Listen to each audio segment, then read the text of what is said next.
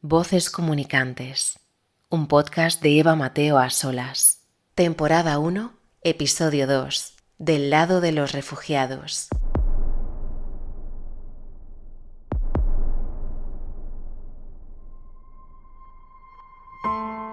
El tiempo en una historia es de los elementos que quizá permiten jugar más a un narrador. Por ejemplo, la historia que vas a escuchar hoy dura unos 40 minutos, pero en realidad es fruto de una conversación que se prolongó a lo largo de más de 9 meses. Ya ves que este podcast se está formando en distintos países, pero siempre por la noche, tarde y desde hoteles. Bueno, esta vez es desde un hotel que tiene luz, no como desde Etiopía. Etiopía fue el comienzo de esta conversación. Rebobinaremos para llegar a ese punto en la historia, en el que Olga se queda a oscuras en mitad de un campamento etíope mientras tratábamos de hacer esta entrevista.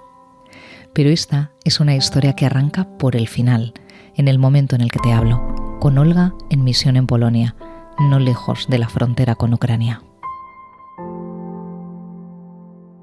Hace 4 días aterricé en Polonia desde Panamá para apoyar la emergencia de Ucrania, trabajando en el equipo de comunicaciones de ACNUR. Aquí voy a estar 2 meses. Estoy llegando ahora de pasar 3 días en la zona de la frontera, en la zona sureste de Polonia. Se ha convertido en la principal entrada en los últimos meses de refugiados de Ucrania. Estaba hablando con una señora de 62 años, ¿no? Que ella nos decía: no tengo nada de dinero, tengo la ropa que llevo puesta y porque la he cogido de unas cajas que hay con ropa que han traído pues voluntarios, y no sabe qué hacer, y lleva 2 semanas en un centro de recepción, durmiendo en camastros que se han organizado dentro de un centro comercial. Me he encontrado con 2 mamás que estaban con sus niños.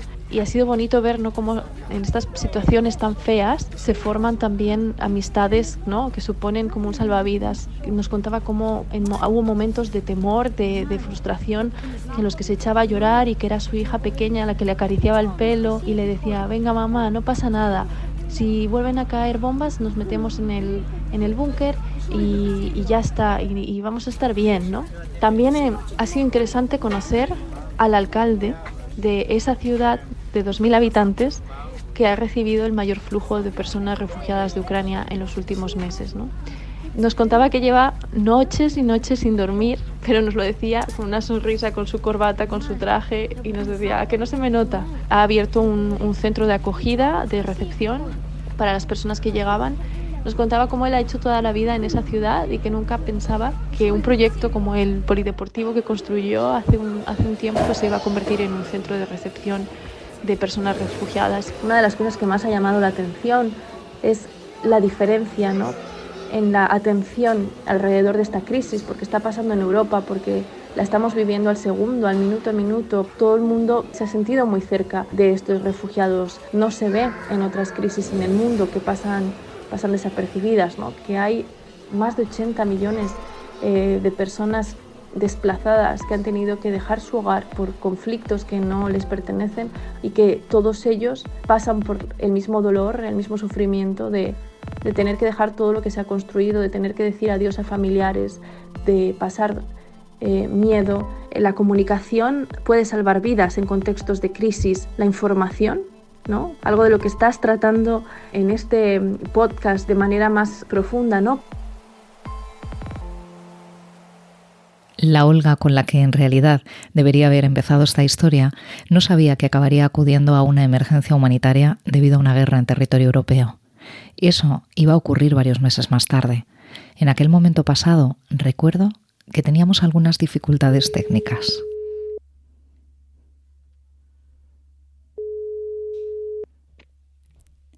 Hola, Olga. Hola, Eva. ¿Me escuchas bien? Te escucho perfectamente. Espera que voy a subir un poquito. ¿Cómo estás? Muy bien, ¿y tú? Bien, bien. A ver cuánto aguanta, porque a veces es imposible incluso tener una conversación de 2 minutos. Hola. Hola, ¿me oyes? Hola, hola, hola.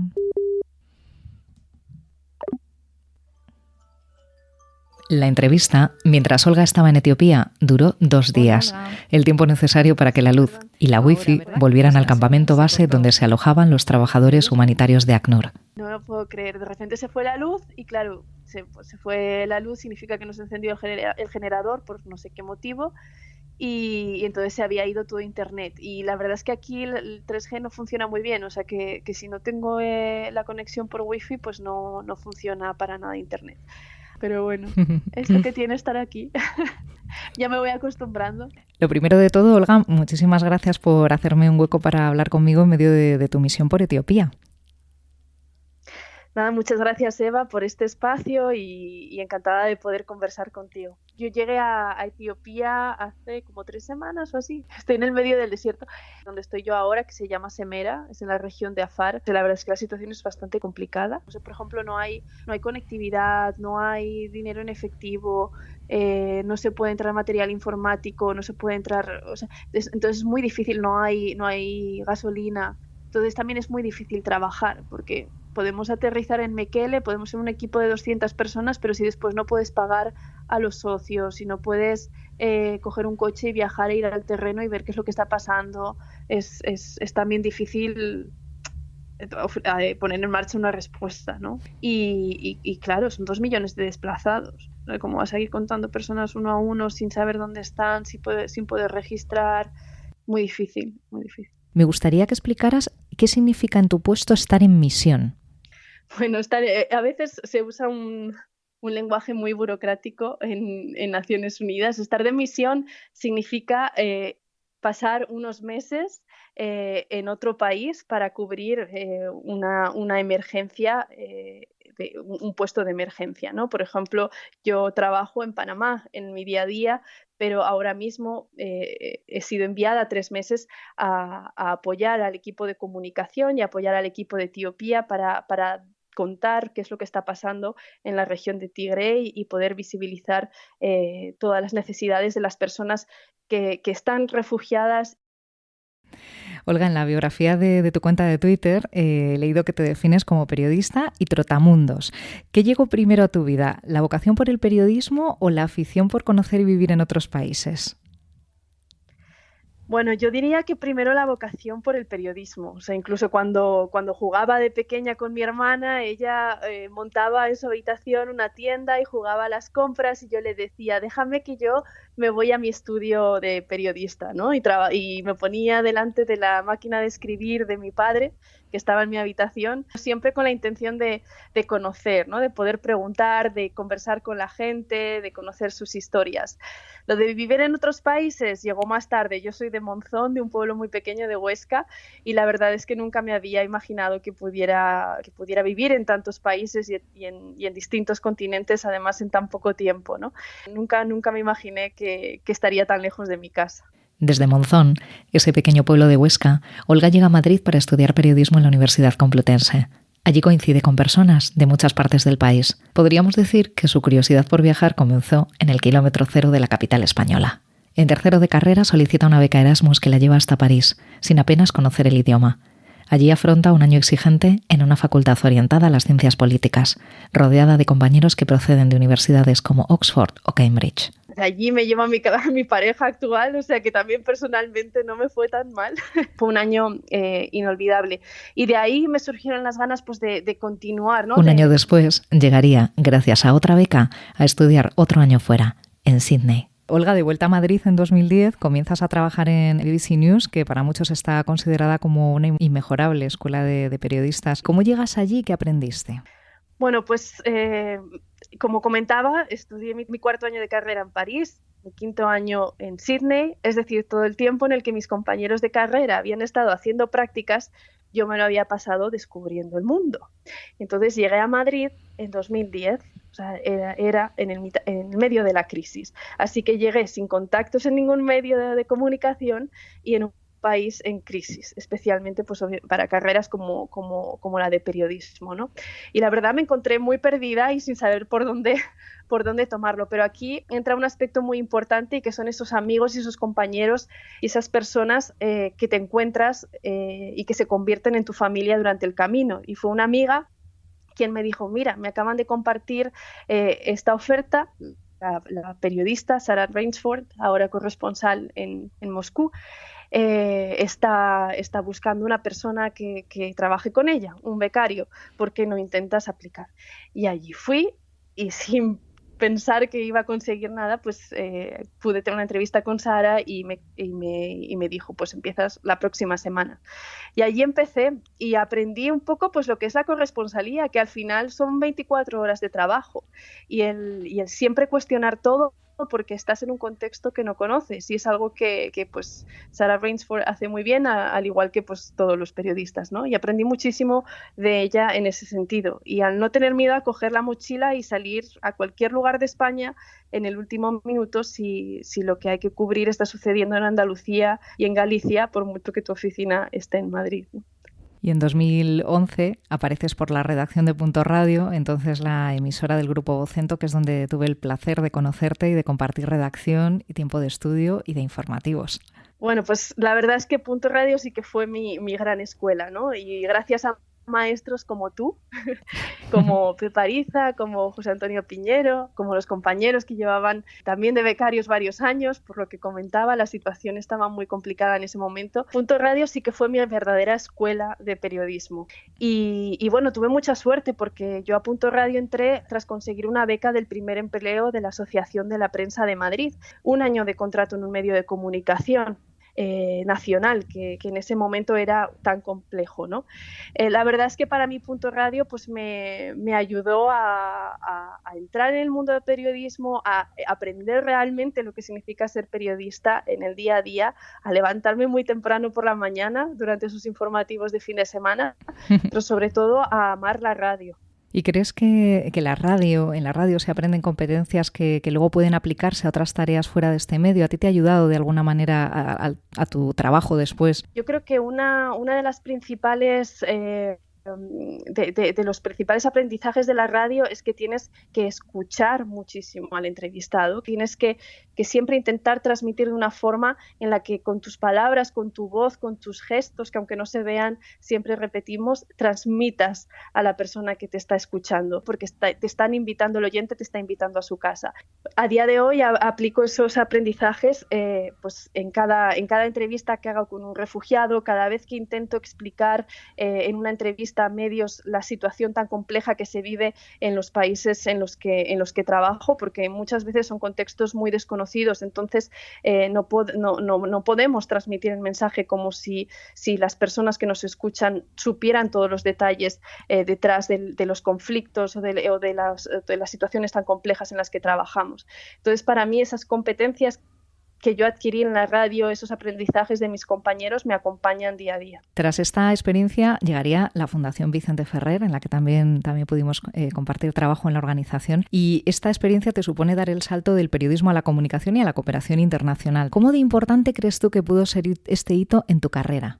Esos 6 meses que yo pasé en Anantapur, en la India, me llevaron a tomar la decisión que eso es lo que quiero hacer yo con mi vida. Yo quiero estar comunicando dentro de una organización que realmente vive, trabaja día a día con personas que lo necesitan. Y la verdad es que ver la dedicación con la que trabajan cada uno de los cooperantes, de los trabajadores también nacionales allí en la India, en la Fundación Vicente Ferrer, me hizo realmente amar el trabajo humanitario y querer contarlo, querer contar todo ese trabajo que se hace, que muchas veces no se ve. Solamente vemos un anuncio en televisión que dice dona ya, pero hay todo un trabajo de empoderamiento detrás, hay un trabajo de conversaciones diarias, de escucha, de entrega, de largos trayectos que no se ve, y que es lo que yo quería pues contar y transmitir al mundo. Tras la Fundación Vicente Ferrer pasas un tiempo en París de nuevo y luego en Bruselas, y desde hace 6 años tú comienzas a trabajar en comunicación, información pública y relaciones exteriores en ACNUR, que es la Agencia de las Naciones Unidas para los Refugiados. Trabajar para la ONU es el sueño de muchas personas. ¿Qué significó para ti ese paso? Bueno, yo creo que la verdad es que a veces no soy consciente que trabajo para Naciones Unidas. Creo que fue hace muy poco que, viendo unas estadísticas, me di cuenta del número tan pequeño de trabajadores de Naciones Unidas cuando lo comparas con todo el mundo, ¿no? Y es allí donde dije, uy, mira, estás trabajando para Naciones Unidas por primera vez, creo. Para mí, bueno, pues fue un paso bastante arriesgado y bastante importante y de apostar por lo que yo quería hacer. Cuando yo dejo mi trabajo en Bruselas, un trabajo fijo, cerca de casa, bien pagado, en una ciudad europea, yo empiezo a trabajar con Naciones Unidas como voluntaria internacional. Es un voluntariado profesional, sí que es verdad que hay una recompensación económica, pero hay una compensación económica, pero no es un sueldo como tal, ¿no? Y la verdad es que fue arriesgado porque al final era un momento, como siempre, complejo para los jóvenes y decidí dejar ese trabajo fijo y apostar pues, por dedicarme a una carrera en el mundo humanitario, que es lo que yo quería. Llegaste, Olga, primero a Raqqa, en Jordania, en junio de 2015, en medio de una de las mayores crisis de refugiados que ha vivido el mundo en las últimas décadas. ¿Qué recuerdas de esos primeros días? ¿Qué impresión te produjo? Bueno, para mí los primeros días de llegar a Jordania, la verdad es que lo recuerdo con muchísima energía, tenía muchas ganas de aprender, pero a la vez también recuerdo que fue ese golpe de darme cuenta de que estaba en una organización internacional que no era periodista, que ya no era periodista, sino que era una comunicadora de un organismo internacional. Tenía muchísimo que aprender, eran conceptos del mundo humanitario que yo nunca había tratado, iba a trabajar con refugiados, con, con con términos legales a los que yo no estaba acostumbrada, con procesos también burocráticos, pues a los que como periodistas muchas veces tampoco estamos acostumbrados. Entonces fueron unos días en los que tenía muchísima energía, muchísimas ganas de hacer cosas, pero a la vez tuve que saber frenar, observar, escuchar, aprender de los compañeros, pero que como Naciones Unidas pues tenemos que mantener esa diplomacia en nuestras comunicaciones para asegurarnos de que podemos seguir ayudando. ¿En qué consistió durante todo el tiempo que estuviste ahí tu trabajo en Azraq? En el campo de refugiados de Azraq, el trabajo principalmente consistía en contar historias de los refugiados sirios que estaban en el campamento de Azraq, contar los proyectos que estábamos llevando a cabo. Por ejemplo, el campo de Azraq fue el primer campo de refugiados en el mundo conectado a una planta solar. Pues obviamente tenía que escribir notas de prensa, hacer fotografías, vídeos, hacer entrevistas, encontrar historias, contarlas al mundo, pero también yo tenía, por ejemplo, que recibir a representantes de distintos gobiernos, que son países donantes que apoyan y financian el trabajo de ACNUR y también de empresas privadas, y explicarles en qué consistía el día a día en el campo, cuáles eran las necesidades de los refugiados, cuáles eran las necesidades de los proyectos en los que estábamos trabajando, cómo podían apoyar, ¿no? para asegurarnos que se seguían cubriendo esas necesidades de las personas, que podían seguir teniendo acceso a la educación, podían seguir teniendo acceso al agua, podían empezar negocios, podían emprender y podían llegar en algún momento a poder tener una vida y un futuro digno, ¿no? Y no dependiendo de la ayuda humanitaria. Entonces te conviertes un poco, no me gusta esa expresión de ser la voz de los que no tienen voz, porque tienen voz todos ellos, pero sí que ser un poco ese portavoz de las personas refugiadas, porque obviamente no todo el mundo puede hablar con todos los refugiados, pero sí el poder ayudar a que ese mensaje pase y se escuche más allá de las fronteras del campo, ¿no? Y luego otra parte muy importante del trabajo que hacemos los comunicadores en organizaciones como ACNUR y que yo tuve que hacer también en Azraq es facilitar la comunicación con los refugiados mismos. ¿Y eso en qué consiste, ¿no? Asegurarnos de que todos los proyectos que nosotros llevamos a cabo, todos los servicios que están disponibles, toda la información que necesitan tener los refugiados les llega de una forma que sea comprensiva y que la puedan entender, y también que exista un mecanismo en el que ellos puedan hacer preguntas y podamos responder, ¿no? Porque al final es el tener ese canal de comunicación abierto con los refugiados en este caso el que permite puedan tomar decisiones sobre cómo quieren abordar su futuro, sobre en qué actividades quieren participar, dónde pueden ir a buscar o a recoger una distribución de comida, de alimentos. He leído, Olga, en algún momento de tu labor como portavoz que sobre esta crisis concreta dijiste, los refugiados sirios llegan de una vida normal como la tuya o la mía. ¿Quiénes son las personas a las que nos referimos como refugiados o desplazados? Pues bueno, a veces nosotros, yo creo que muchas veces por esos anuncios que vemos en televisión y esa forma a veces de hacer, es una solicitud de fondos que puede tener en ocasiones el sector humanitario, nos imaginamos a las personas refugiadas o desplazadas como personas pobres, tristes, que no tienen ninguna esperanza, etcétera. Pero lo que yo me he dado cuenta, lo que he observado hasta ahora, es que los refugiados y las personas desplazadas son personas como cualquiera de nosotros, que tenían una vida normal, que iban a la escuela, se iban a tomar un café, se encontraban con sus amigos, se iban a bailar a la discoteca, iban al trabajo, iban a la universidad, pero que de repente, por el lugar en el que nacieron, en su país, comienza una guerra, comienza un conflicto, una situación compleja que les arrebata de un día para otro toda esa normalidad de la vida a la que estamos acostumbrados todos nosotros, y que de repente no pueden ir a la universidad, no tienen luz para estudiar, no pueden ir a trabajar, no cobran sus salarios, y de repente pues temen por su vida y tienen que huir, y ven esa casa que han construido durante años destrozada, casas como las que podemos tener cualquiera de nosotros. Por eso es importante darse cuenta de que esas personas refugiadas no son personas distintas a nosotros, simplemente es que les ha tocado pasar y vivir una situación muy compleja, horrible, que les impide poder construir ese futuro en el que llevan toda la vida trabajando, ¿no?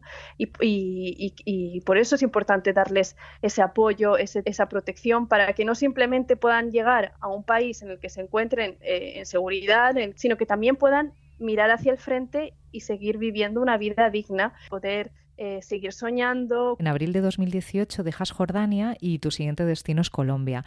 La crisis de los refugiados venezolanos se había recrudecido, de hecho se considera el éxodo más importante de Latinoamérica en el último medio siglo. ¿Qué es lo que motiva tu traslado? ¿Lo solicitas tú? ¿Te envía allí la organización para reforzar los equipos allí? El traslado a Colombia lo solicité yo, pero ACNUR es una organización de emergencia. ACNUR está preparado para responder inmediatamente a esas crisis, y para ello necesita movilizar personal de un día para otro. Entonces, pues se abrió una lista de puestos que se necesitaban de manera urgente para responder a la crisis venezolana, y entonces yo apliqué a ese puesto y en un mes ya estaba en Venezuela. Normalmente los procesos de selección son mucho más largos, pero para los casos de emergencias se reducen y bueno, pues se envía un pedido especial y pues sí, solicité.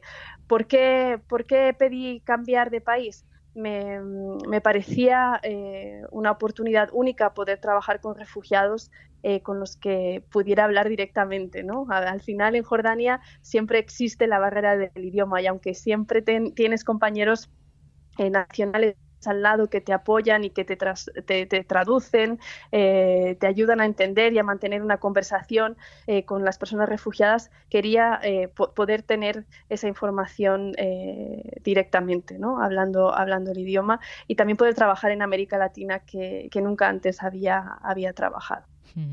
Segunda gran crisis humanitaria en la que trabajas, ¿qué diferencias percibiste entre una y otra, y también en la labor que te tocó realizar en este país?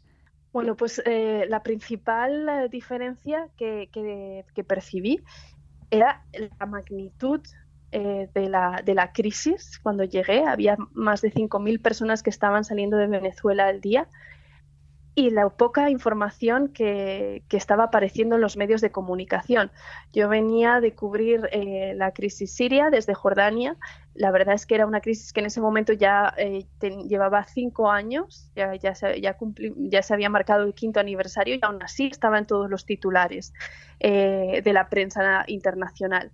En cambio, la crisis siria no se veía. Entonces, eso fue una de las principales diferencias, la falta de información que llegaba sobre qué estaba pasando con los venezolanos. Algo que supuso un reto también, ¿no?, para mí y que fue parte de mi trabajo, visibilizar esa crisis que estaba invisibilizada. Y después pues había otra diferencia bastante importante, y es que al final Colombia, Ecuador, Perú, los principales países que estaban recibiendo ciudadanos venezolanos eran países pues que contaban con unas infraestructuras fuertes, que tenían la voluntad política de abrir las puertas y acoger a las personas venezolanas, que estaban poniendo a disposición de los refugiados venezolanos las aulas de las escuelas, los hospitales. Había muchas mujeres que llegaban embarazadas desde Venezuela, pero que obviamente pues necesitaban ese apoyo internacional, y como muchas ocasiones el que no hubiera visibilidad de la crisis significaba que los fondos no estaban llegando. Entonces era muy complicado poder responder a las necesidades de los refugiados venezolanos. Esas fueron como las principales diferencias que yo percibí. En cuanto al trabajo que realicé, fue bastante similar, ¿no? Era un trabajo de contar qué estaba pasando, de mostrar imágenes, de ofrecer a los medios de comunicación las cifras con las que contábamos, lo que veíamos en el terreno, pero ya desde un ámbito más regional. No solamente trabajaba en un país, sino que cubría pues toda esa ruta que estaban haciendo los refugiados inmigrantes venezolanos desde Venezuela hasta Argentina, pero también por mar hacia el Caribe y también pues hacia Estados Unidos en algunas ocasiones. Hemos visto muchas imágenes de cómo son los campos de refugiados. ¿Tú cómo lo describirías? Es importante saber o ser consciente de que la gran mayoría de los refugiados no viven en campos de refugiados, viven en las ciudades, en los pueblos con la comunidad de acogida, ¿no? En apartamentos que alquilan, van a las escuelas a las que van los niños y las niñas de las ciudades a las que llegan. Aún así, pues sí que es cierto que todavía existen campos de refugiados en el mundo. Y bueno, pues ¿cómo es un campo de refugiados? Al final es como una pequeña ciudad, ¿no? Es un lugar en el que pues por fin las personas pueden tener un techo. Muchas veces es bastante humilde, pero al menos un techo en el que es importante que exista esa privacidad para la familia. Y en la gran mayoría de las ocasiones en los campos de refugiados también hay clínicas, hay hospitales, hay centros para que la comunidad se pueda reunir, hay centros también de ocio, sobre todo para los niños. Entonces se crea como una mini ciudad.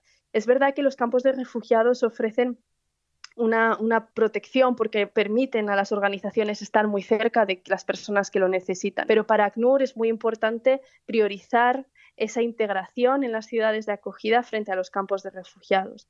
Al final, un campo de refugiados de alguna manera te separa, ¿no?, de esa nueva comunidad en la que tienes que reconstruir tu vida, al menos durante los próximos meses o en la mayoría de los casos durante los próximos años. Como portavoz en terreno atiendes entrevistas, por ejemplo, ¿no?, de televisiones nacionales en directo a periodistas que acuden también en viajes de prensa. Y tú fuiste antes periodista. ¿Qué echarías en falta o qué echas en falta a día de hoy en las informaciones sobre los refugiados que aparecen en los medios? Bueno, ¿qué falta? Es difícil porque al final como periodista también entiendo muy bien a los periodistas, ¿no?, que cubren los temas de los refugiados, en los que pues hay cosas que no son noticia y no son noticia porque llevan muchos años sucediendo, ¿no? Y aunque es importante seguir contando qué es lo que está pasando para que esos conflictos, esos desplazamientos que han llevado a las personas a estar fuera de sus hogares durante años, décadas, en ocasiones sigan siendo noticia, y es muy complicado.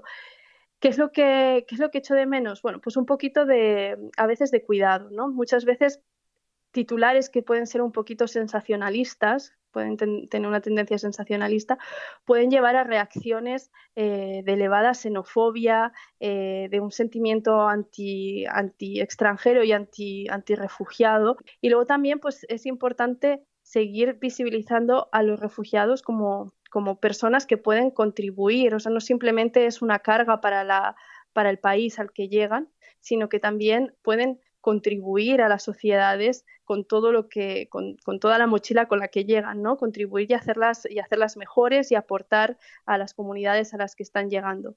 A veces es lo más complicado de comunicar sobre los refugiados, ¿no? El no caer o el encontrar un punto medio entre el drama y contar realmente lo dramático que es tener que abandonar todo, dejar todo lo que has construido durante años e irte muchas veces con prácticamente nada en las manos a un nuevo país en el que a veces no hablas ni la lengua, pero y balancearlo con también contar historias positivas, ¿no? Historias de éxito. Y es cierto que en los medios de comunicación hoy en día no siempre existe ese espacio para contar esas historias y profundizar un poquito en la vida un poco más, ¿no?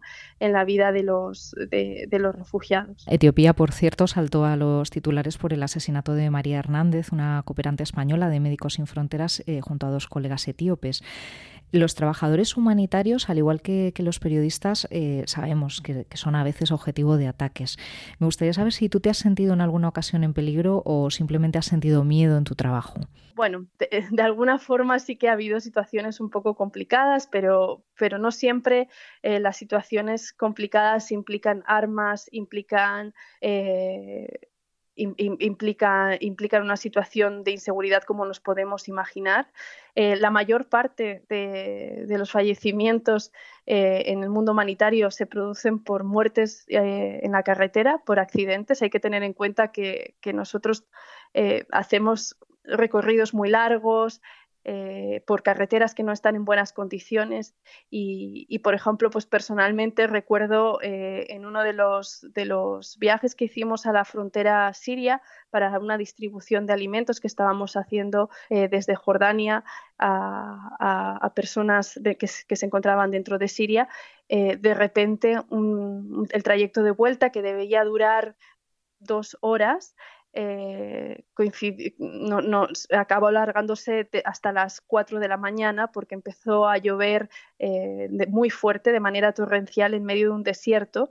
Se hizo de noche, nos quedamos atascados 17 vehículos en medio de un torrente y recuerdo ver cómo el agua subía y subía y subía y cada vez lo veíamos más cerca de la ventanilla y un poco pues yo creo que con la adrenalina y en ese momento no te das cuenta del peligro que corres, pero sí que es cierto que allí en esa situación pues estuvimos en peligro todos nosotros y recuerdo que al final tuvieron que acabar viniendo los tanques del ejército a estirar de los 17 coches, de los 17 vehículos para podernos sacar pues del barro, ¿no? Del desierto. Y es inevitable preguntarte cómo llevan tu familia, tus amigos, tu pareja, esta profesión que tú has elegido. Bueno, yo creo que la llevan cada vez peor. La verdad es que sobre todo la familia, la pareja, los amigos más cercanos siempre tienen miedo. Y no es fácil decir adiós, siempre hay lágrimas de por medio. Pero bueno, luego también están los otros amigos que te miran con admiración y que siempre te siguen preguntando después de tanto tiempo, incluido la familia, cuándo vas a sentar la cabeza. Yo les digo, pero si trabajo para Naciones Unidas, ¿cómo más voy a sentar la cabeza? Pero al final es difícil entender esta vida en la que pues cada 2 años, 3 años tenemos que cambiar de puesto, tenemos que cambiar de país, ¿no? Y siempre, sobre todo viniendo pues de España, donde la familia es importante, donde siempre estamos acostumbrados a mantener un contacto muy cercano y estar siempre en casa, pues es difícil entender bueno, siempre surge la pregunta de cuándo te vas a estabilizar. Y cada vez cuesta más y sobre todo cuando pues, los abuelos se enferman, cuando los padres se van haciendo más mayores, cuando tus amigas empiezan a tener hijos, es difícil estar lejos de casa. ¿Qué es lo que yo hago para mantener ese balance? Pues intento seguir manteniendo contacto constante por internet, por WhatsApp, por Skype. Al final las nuevas tecnologías hacen más sencillo estar lejos de casa. Y sobre todo, pues sí que a veces dejo de lado pues esas vacaciones a lugares paradisíacos a las que pues muchos de mis amigos van, porque al final mis vacaciones son ir a casa, ¿no? Y poder pasar ese tiempo de calidad con los míos. Es complicado, pero tiene un coste personal muy grande, pero al mismo tiempo es una profesión muy gratificante. Si echas la vista atrás, te dedicas a lo que siempre soñaste de pequeña, ¿eres feliz con la profesión y el tipo de vida que has elegido? Yo creo que sí. Creo que me dedico a lo que siempre soñé, a estar muy cerca de las personas, a sentarme, a escuchar sus historias, a poder compartir tiempo con ellos y también a aprender cada día más, ¿no? Trabajo con compañeros que al final se convierten en tu familia, que son personas excepcionales, que entregan su vida por los demás, ¿no? Y yo creo que un poco crecí con eso, o sea, yo crecí con esos valores, tanto en la familia como en la escuela, como en los campamentos de verano, y creo que sí, que creo que estoy viviendo una vida de entregarme a los demás y es lo que me hace feliz. Es difícil, claro que lo es. Muchas veces, sobre todo cuando voy a casa, digo, ¿por qué no estoy aquí más? ¿Por qué no tengo una vida normal? Pero sé que al final es parte de mí y es muy difícil pues alejarme de esto, ¿no? Al final, si no es dando vueltas al mundo, sé que tendré que dedicarme también a trabajar con personas, a contar sus historias en otra organización o en otro lugar, pero sí que siempre me quiero seguir dedicando a lo que hago. Y por último, Olga, para aquellos periodistas, comunicadores que nos escuchen, a quienes les gustaría dedicarse a lo mismo que tú haces, ¿qué les dirías? ¿Cuáles serían tus consejos? Pues lo primero, que no se rindan, y que se arriesguen, que no pierdan la esperanza, que hay muchas oportunidades. Es importante que empiecen también a trabajar en ONGs para aprender en qué consiste el mundo humanitario. Entonces es importante poco a poco ir formándose también, que a veces pues hay que tomar riesgos, ¿no? Y bueno, pues yo tomé ese riesgo de dejar un empleo y tomar un trabajo de voluntaria para después, obviamente, tener muy claro que quería conseguir una carrera en el mundo humanitario, ¿no? Obviamente no hay que aceptar cualquier cosa y que se necesita en el mundo humanitario de profesionales, periodistas que sepan comunicar y que sepan contar las cosas y que entiendan cómo funciona el mundo de la comunicación y del periodismo. Al comienzo de este episodio del podcast decía que esta historia empezaba por el final, pero este final, en realidad, no es un desenlace. Vamos a seguir, te seguiré contando cómo van las cosas por aquí y ya, yo creo que eso es todo. También ha sido interesante pues ir a ver el almacén. Tenemos un almacén enorme en Jesov se llama. Esta historia, por supuesto, continúa cuando Olga se levante a la mañana siguiente para seguir ayudando desde Polonia o desde cualquier otro lugar del mundo. Nada, te mando un abrazo, Eva, mucha suerte con este proyecto tan bonito que has lanzado. Muchas gracias por contar también conmigo y nada, lo dicho. Y ahora sí ya, son las 12:15, mañana me toca levantarme pronto. Que descanses. Gracias, Olga, por todo el tiempo que me has dedicado para contar tu historia y por haber elegido no una vida fácil, sino una del lado de los refugiados. La identidad gráfica de este podcast, que ves, por ejemplo, en la carátula de cada episodio, es del estudio wearebold.es. Son expertos en diseño estratégico aplicado a marcas. Puedes conocer su trabajo en su web o en las redes sociales. La sintonía de voces comunicantes se llama Melting Hearts y su compositor es el ucraniano JTK. La voz en off que nos ha acompañado en algunos momentos es de la comunicadora y actriz Marina Estacio. Si te ha gustado esta historia, compártela, habla de ella para que otros la conozcan, o suscríbete al canal de Voces Comunicantes en Spotify, iVoox, Apple Podcast, Google Podcast o Amazon Music. Puedes dejar tus estrellas o comentarios. Gracias a todos vosotros, Voces Comunicantes, con tan solo un prólogo y 2 episodios, ya se escucha en 15 países, desde la India a Argentina, pasando por España, Colombia, Ecuador o Chile. Ha salido un podcast tan viajero como sus protagonistas. También puedes seguir la cuenta de Voces Comunicantes en Instagram, con contenido adicional de cada episodio. El próximo mes, otra historia, otra voz comunicante. Gracias por escuchar. En el próximo episodio de Voces Comunicantes. Si te pones a pensarlo, el stand de una feria es un momento crítico. O sea, donde realmente tus inseguridades, como no tengas una buena imagen de marca o como no tengas un buen planteamiento conceptual y de negocio, pues aquello te saltan los colores. Siempre han dado. ¿Where qué? Imagínate. ¿Where qué? Hay esas personas que están en un stand, que han pagado un dineral por estar allí, por vender, que tienen el machete entre los dientes para que aquello les salga rentable. Y vienen dos señores, les asaltan. Entrábamos a algún stand, algún dueño de stand, entrábamos. ¿Tu empresa tiene valores? Ahí no nos poníamos ni colorados. Bueno, un poco sí. Y yo creo que hicimos algún cliente alguna vez. ¿Incluso? Incluso hicimos algún cliente. Bueno, pero eso yo creo que más que por ese discurso de si tienes valores, era porque nosotros los dos tenemos don de gentes. Bueno, y yo creo que nos gusta la gente. Y estaría muy desesperados la empresa donde mira, se nos ha ido el diseñador y no encontramos a nadie. Voces Comunicantes, un podcast de Eva Mateo a solas.